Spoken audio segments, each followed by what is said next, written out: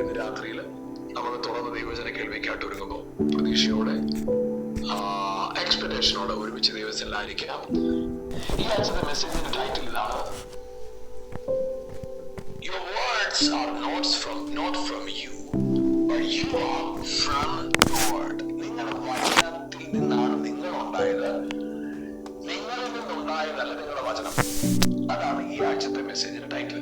നമുക്ക് വായിക്കാം. Book of John chapter 1 verse 1 and 2. Book of John chapter 1 verse 1 and 2.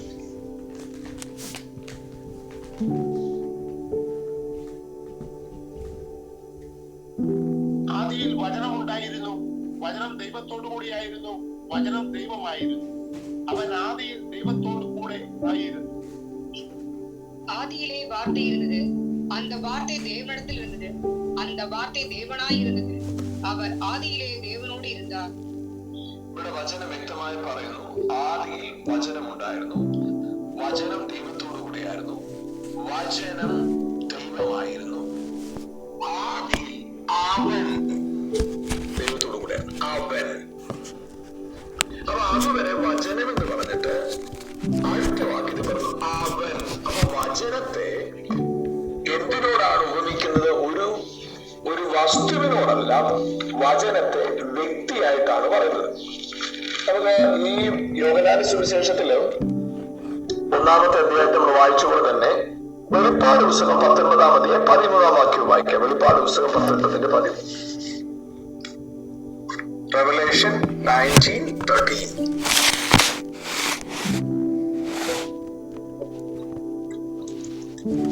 അവൻ രക്തം തളിച്ച ഉടുപ്പ് ധരിച്ചിരിക്കുന്നു, അവന് ദൈവവചനം എന്ന് പേർ പറയുന്നു.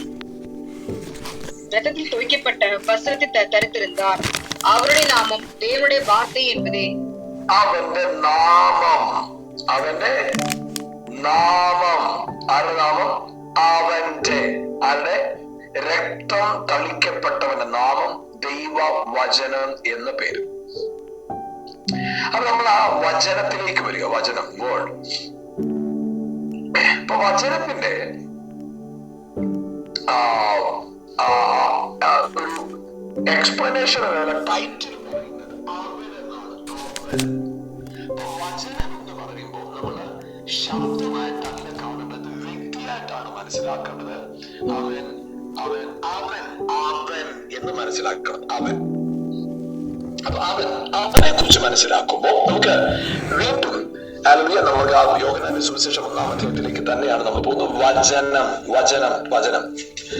അപ്പൊ ഈ വചനത്തിന്റെ വചനത്തെ കുറിച്ച് യോഹന്നാന്റെ സുവിശേഷം 14-ാം അധ്യായത്തിന്റെ 21-ാമത്തെ വാക്യത്തിൽ വായിക്കാം. യോഹന്നാന്റെ സുവിശേഷം 14-ാം അധ്യായം 21-ാം വാക്യം.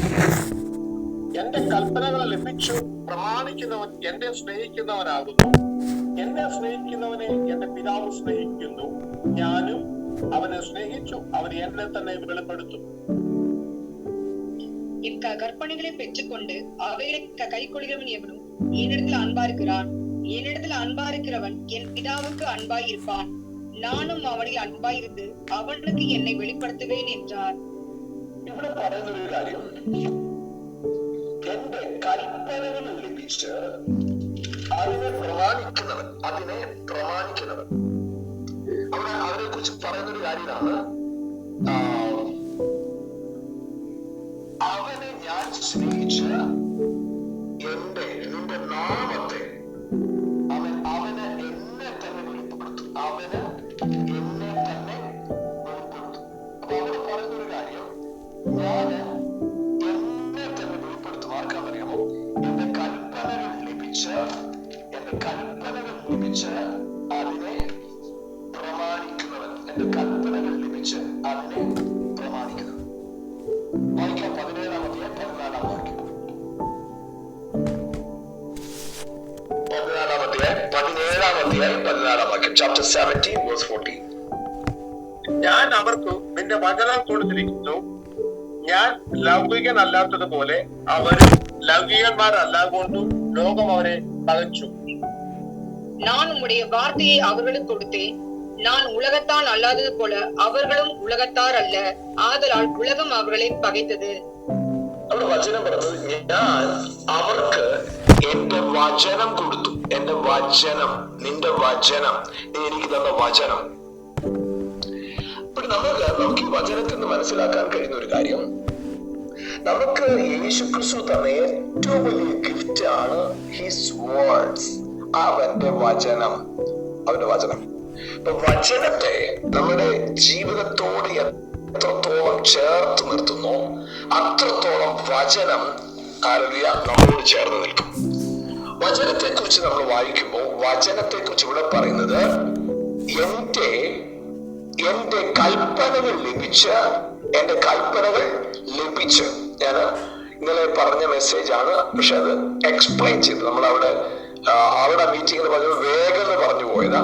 പക്ഷെ അത് മനസ്സിലാകത്തക്കവണ്ണം പറയുന്നത്, എന്റെ കൽപ്പനകൾ ലഭിച്ച്. എന്താണ് ഈ കൽപ്പനകൾ ലഭിക്കുക എന്ന് പറയുന്നത്? കൽപ്പന ലഭിക്കുക എന്നതിനെ കുറിച്ച് നമ്മൾ വായിക്കുമ്പോൾ ഇതിന്റെ 14-ാം അധ്യായത്തിന്റെ 17-ാം വാക്യം, 14-17.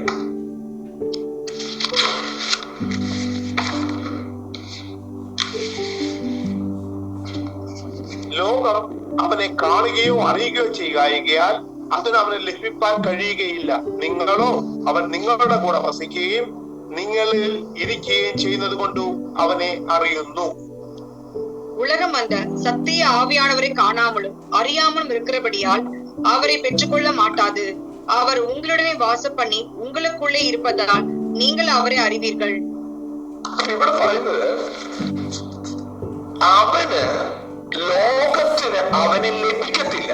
ലോകത്തിന് അവനെ ലഭിക്കത്തില്ല. കൽപ്പനകൾ കേട്ടു പ്രമാണിക്കുന്നതിനെ കുറിച്ചല്ല പറയുന്നത്, കൽപ്പനകൾ ലഭിച്ച് പ്രമാണിക്കുന്നവൻ. കൽപ്പനകൾ ലഭിച്ച്. അപ്പോ ഈ ലഭിക്കുക എന്ന് പറയുന്നതും കേൾക്കുക എന്ന് പറയുന്നതും രണ്ടാണ്.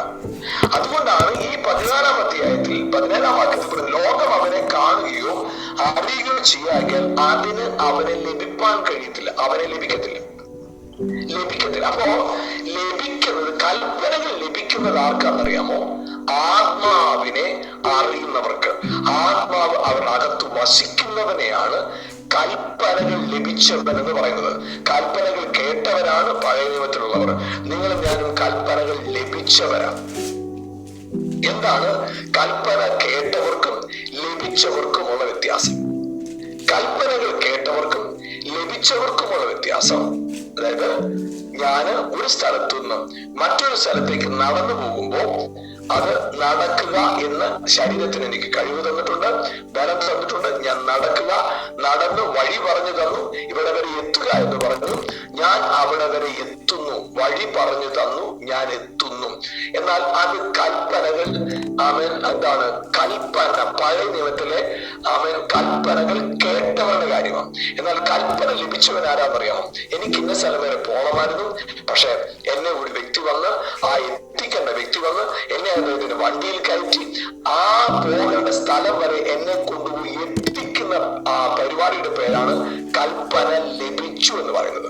അപ്പൊ കൽപ്പന ലഭിച്ചു എന്ന് പറയുന്നത് ലഭിക്കുന്നതിനെ കുറിച്ച് ആത്മാവിനെയാണ് ലഭ്യമാക്കുന്നത്, ആത്മാവിനെയാണ് ലഭിക്കുന്നത്. അപ്പൊ ആത്മാവിനെ ലഭിക്കുന്നതിനെ കുറിച്ച് നമ്മൾ വായിക്കുമ്പോൾ എസെക്കിയേൽ പ്രവാചകന്റെ പുസ്തകം 36-ാം അധ്യായം 26-ാം വാക്യം 27-ാം വാക്യം. Ezekiel chapter 36 verse 26 and 27.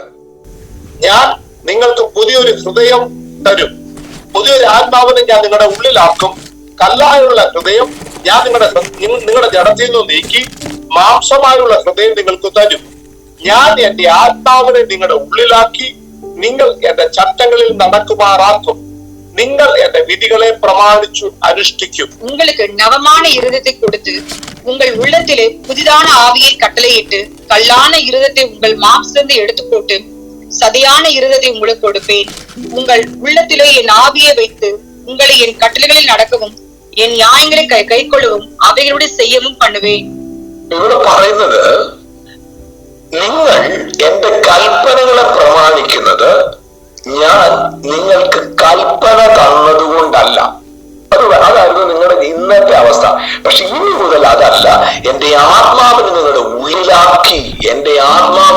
ഉള്ളിലാക്കി ഇനി നിങ്ങൾ നടക്കാൻ പോകുന്നത് നിങ്ങൾ കൽപ്പനകൾ ലഭിച്ചവരായതുകൊണ്ടല്ല, നിങ്ങളുടെ ഉള്ളിൽ പരിശുദ്ധാത്മാവ് ഉള്ളത് കൊണ്ട് നിങ്ങൾ എന്റെ കൽപ്പനകളിൽ നടക്കുമാറാക്കും. നിങ്ങൾ നടക്കത്തില്ല,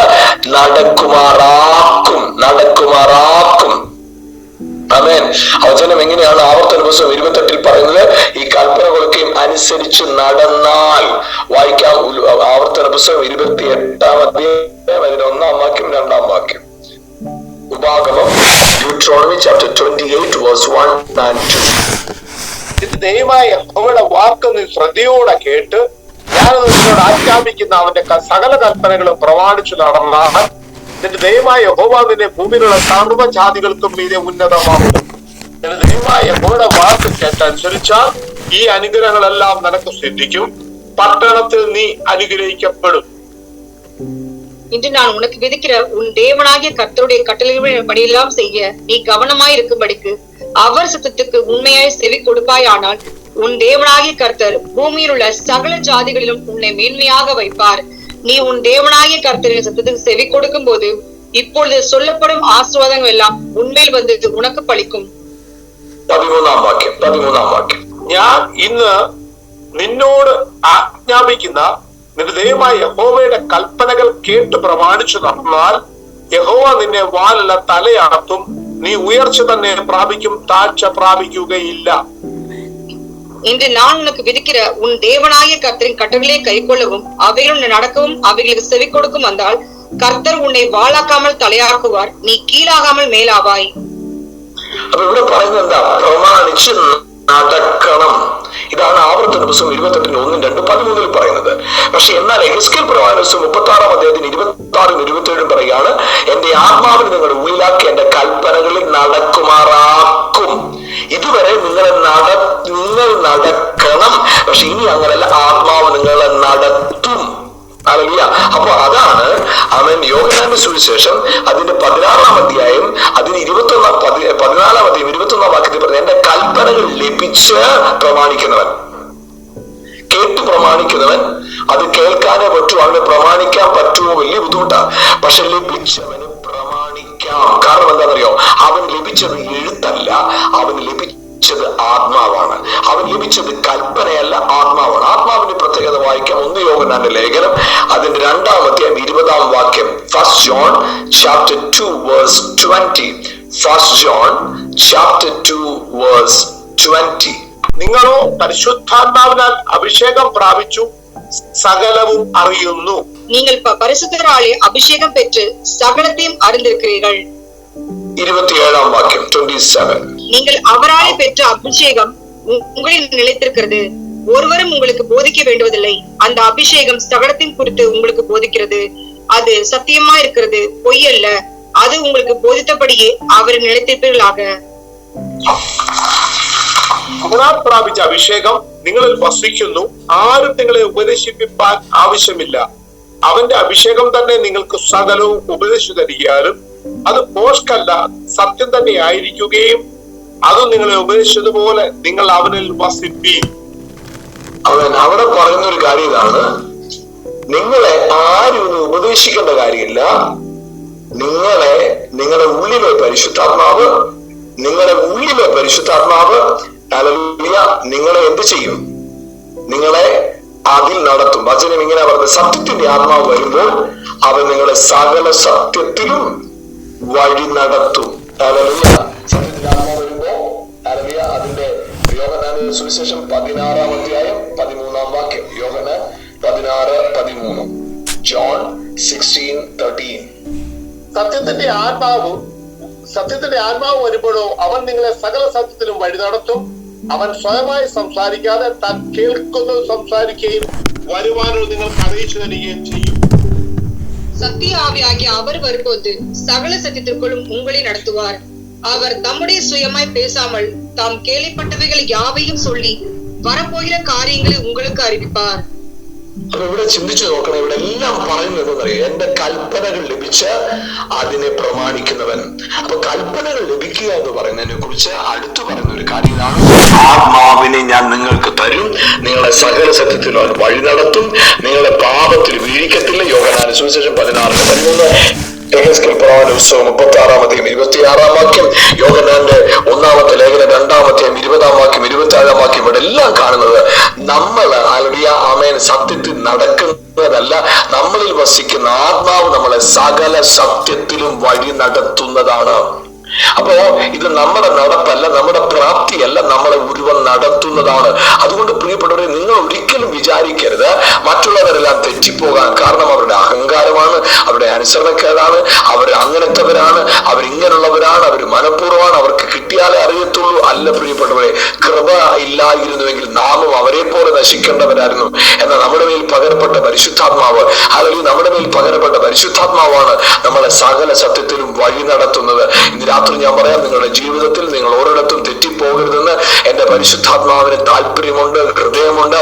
നിങ്ങൾ വീണു പോകാൻ അവൻ ആഗ്രഹിക്കുന്നില്ല, നിങ്ങൾ തകർന്നു പോകാൻ അവൻ ആഗ്രഹിക്കുന്നില്ല. അതുകൊണ്ട് തന്നെ അവൻ പിതാവിന്റെ അടുക്കൽ പോയി പരിശുദ്ധാത്മാവിനെ നമുക്ക് വേണ്ടി വാങ്ങിച്ച് നൽകിയിരിക്കുകയാണ്, നമ്മുടെ മേൽ പകർന്നിരിക്കുക. എന്തിനാണെന്നറിയാമോ? സകല സത്യത്തിലും വഴി നടത്താൻ. ഹല്ലേലൂയ. സകല സത്യത്തിലും വഴി നടത്താൻ.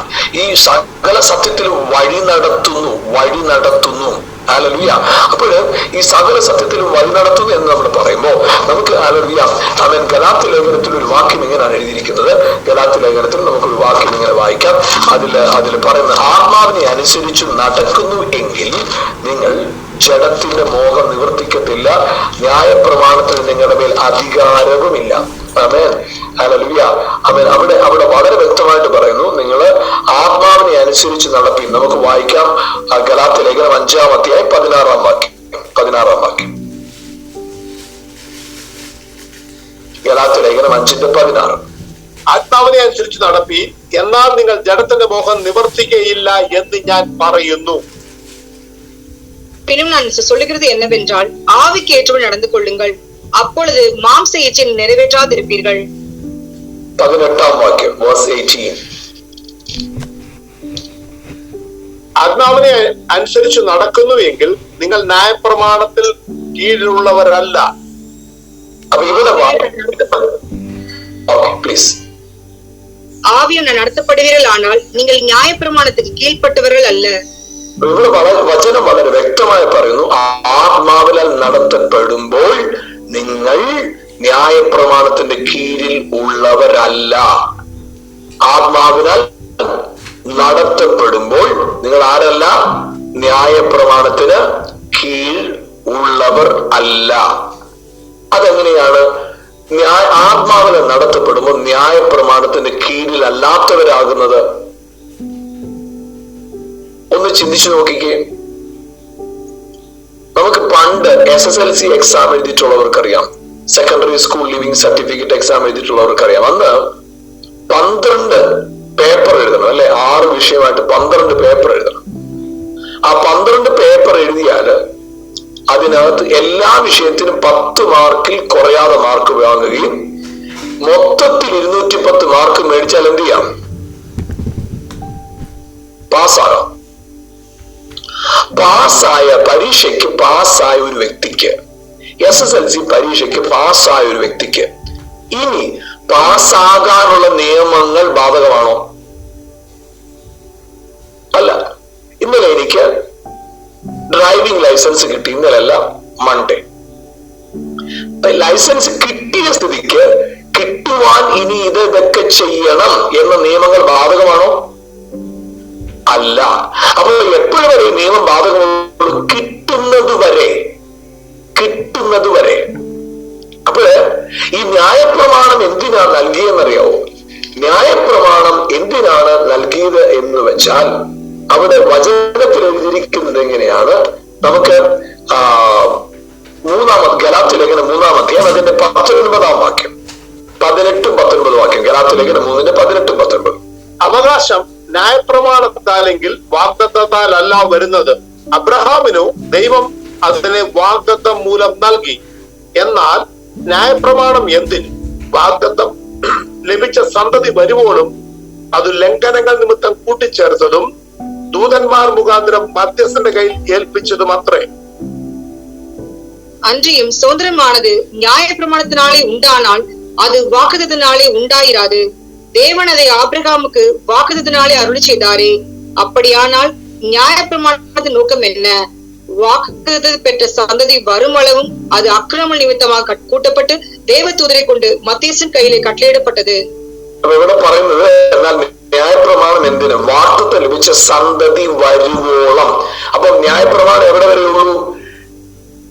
ന്യായപ്രമാണ സന്തതി വാഗ്ദത്ത സന്തതി വരുവോളമേ ഉള്ളൂ. അടുത്തൊരു വാക്യമാണ് വളരെ പ്രധാനപ്പെട്ടത്, അത് നല്ലപോലെ ശ്രദ്ധിച്ച് വായിക്കണം. 24-ാം വാക്യം. അങ്ങനെ നാം വിശ്വാസത്താൽ നീതീകരിക്കപ്പെടേണ്ടതിനും ന്യായപ്രമാണം ക്രിസ്തുവിന്റെ അടുക്കിലേക്ക് നടത്തുവാൻ നമുക്ക് ശിശുപാലകനായി ഭവിച്ചു. இவ்விதமாக நாம் விசுவாசினாலே நீதிமான்கள் ஆக்கப்படுவதற்கு நியாயப்பிரமாணம் நம்மை கிறிஸ்துவினிடத்தில் வழிநடத்துகிற உபாதியாய் இருந்தது. ന്യായപ്രമാണം എന്തിനാ കൊടുത്തത്? ക്രിസ്തുവിന്റെ അടുക്കിലേക്ക് നടത്താൻ. എങ്ങോട്ടാ? ക്രിസ്തുവിന്റെ അടുക്കിലേക്ക് നടത്താൻ. അപ്പൊ ക്രിസ്തുവിന്റെ അടുക്കൽ നടത്താനാണ് ന്യായപ്രമാണം തന്നത്. അപ്പൊ ക്രിസ്തുവിന്റെ അടുക്കൽ എത്തിക്കഴിഞ്ഞിട്ട് ഇനി എന്ത് ചെയ്താൽ മതി?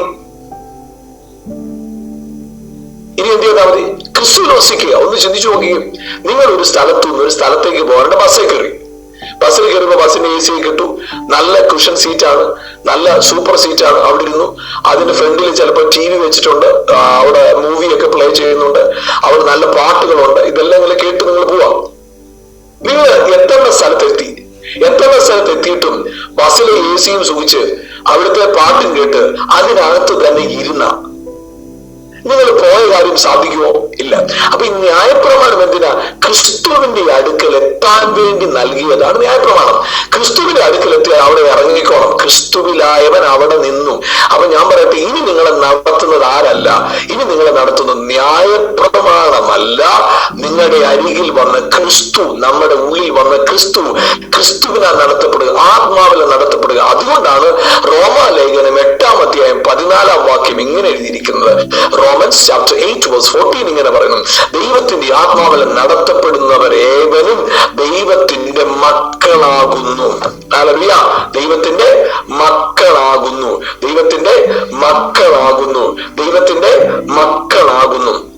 ഞാനത് പറയുന്ന ഉദാഹരണങ്ങൾ ഒരു പക്ഷേ നിങ്ങൾക്ക് മനസ്സിലാക്കാൻ വേണ്ടിയിട്ടാണ്. അത് അങ്ങനെ മാത്രം ചിന്തിച്ചാൽ മതി.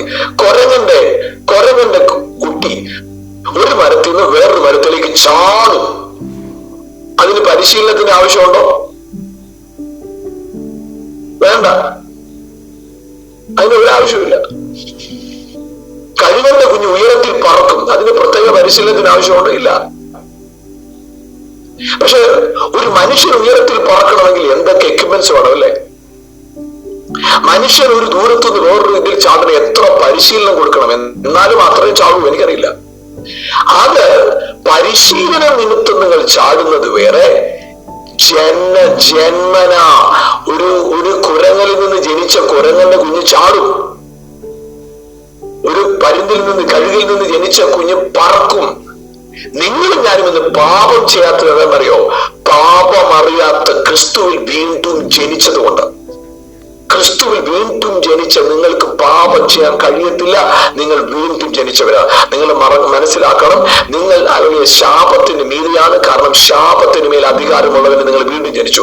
നിങ്ങൾ ശാപത്തിന് കീഴല്ല, നിങ്ങൾ തകർച്ചയ്ക്ക് കീഴിലല്ല, നിങ്ങൾ പ്രതികൂലങ്ങൾക്ക് കീഴല്ല. കാരണം അതിനെ തകർത്തവരിൽ നിങ്ങൾ വീണ്ടും ജനിച്ചു.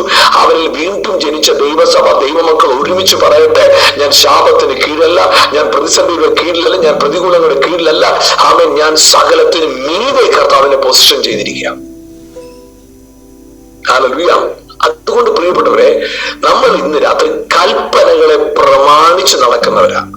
എങ്ങനെ? ലഭിച്ച്, അതായത് കേട്ട് പ്രമാണിച്ച് നടക്കുന്നവരല്ല, ലഭിച്ച് പ്രമാണിക്കുന്നവരാ. ലഭിച്ച്. ഇന്ന് രാത്രിയിൽ നിങ്ങളുടെ ജീവിതത്തിനകത്ത് ഈ ബോധ്യം, ഈ സന്തോഷം, ഈ ഉറപ്പ് നിങ്ങളുടെ ഹൃദയങ്ങൾ വാഴട്ടെ. അങ്ങനെ ആത്മാവിലെ നടത്തപ്പെടുന്നിടത്ത് ആ പുത്രത്വം വെളിപ്പെടുമ്പോ രോഗമില്ല, ശാപമില്ല, ദാരിദ്ര്യമില്ല, പ്രതിസന്ധിയില്ല, പ്രതികൂലമില്ല, സന്തോഷവും സമാധാനവും സ്വസ്ഥതയും ഉയർച്ചയും. ഞാനൊരു കാര്യം പറയാം, നിങ്ങൾക്ക് ലഭിക്കാവുന്ന ഏറ്റവും വലിയ അനുഗ്രഹം എന്താണെന്നറിയോ? അകത്തു വരുന്ന സ്വസ്ഥതയാണ്. നിങ്ങളെ ഒരാൾ ഉപദ്രവിച്ചപ്പോഴും, നിങ്ങളെ ഒരാൾ കുറ്റം പറഞ്ഞപ്പോഴും ഇറിറ്റേറ്റഡ് ആയി ബിറ്റർനെസ് അല്ല, വലിയ സ്വസ്ഥത. വലിയ വിഷയങ്ങൾ നാളെ കൈകാര്യം ചെയ്യാനുണ്ട്. എന്ത് ചെയ്യും? ആരോട് പോയി പറയും? എങ്ങനെ ചെയ്യും? വലിയ സ്വസ്ഥത. ചില വിഷയങ്ങൾ നിങ്ങളുടെ മുമ്പിൽ നിൽക്കുക, അതിന് നടുവിൽ വലിയ സ്വസ്ഥത. എന്റെ ദൈവം അതെല്ലാം ഭംഗിയായി നോക്കിക്കൊള്ളുന്നു ഉറപ്പ്. പ്രിയപ്പെട്ടവരെ, ഹല്ലേലൂയ, നമുക്ക് ലഭിച്ച ഏറ്റവും വലിയൊരു അനുഗ്രഹമാണ് നമുക്ക് ലഭിച്ചിരിക്കുന്ന സ്വസ്ഥത. അതുകൊണ്ടാണ് വചനത്തിൽ പറഞ്ഞത് ദൈവജനത്തിന് വീണ്ടും ഒരു ശബത്ത് അനുഭവം ശേഷിച്ചിരിക്കുന്നു. ആമേൻ. നമ്മുടെ വാഗ്ദത്തം ശബത്ത, സ്വസ്ഥത. ഇന്ന് രാത്രി സ്വസ്ഥതയുള്ളവരായിട്ട് അല്ലെങ്കിൽ ഇന്ന് രാത്രിയിൽ വീണ്ടും ദൈവത്തിനായിരിക്കാൻ കർത്താവ് ഇടയാക്കട്ടെ. ഒരുമിച്ച് പ്രാർത്ഥിക്കാൻ. ഞങ്ങളുടെ നല്ല കർത്താവെ, അനുഗ്രഹിക്കപ്പെട്ട രാത്രിക്കായി സ്തോത്രം. ഇന്ന് രാത്രി ഞങ്ങളെ കേൾപ്പിച്ച ദൈവവചനം ഞങ്ങളുടെ ജീവിതത്തെ മാറ്റിമറിക്കുന്ന, രൂപാന്തരപ്പെടുത്തുന്ന, അസാധാരണമായ കാര്യങ്ങൾ ചെയ്യുന്നതായി തീരട്ടെ കർത്താവെ. ആമേൻ. ഞങ്ങൾ ആത്മാവിൽ നടത്തപ്പെടുന്നവരായി പാപത്തെ ആമേൻ ജയിച്ച്, ശാപത്തെ ജയിച്ച്, പ്രതികൂലങ്ങളെ ജയിച്ച്, രോഗത്തെ ജയിച്ചു മുന്നേറുവാൻ പരിശുദ്ധാത്മാവ് സഹായിക്കണം. അതിനായി വചനത്താൽ ഞങ്ങൾ നിറച്ചിരിക്കുന്നതിനായി സ്തോത്രം. എല്ലാ മഹത്വം അർക്കപ്പെട്ട കുഞ്ഞാടിന് യേശുവിൻ നാമത്തിൽ തന്നെ പിതാവേ. ആമേൻ, ആമേൻ, ആമേൻ.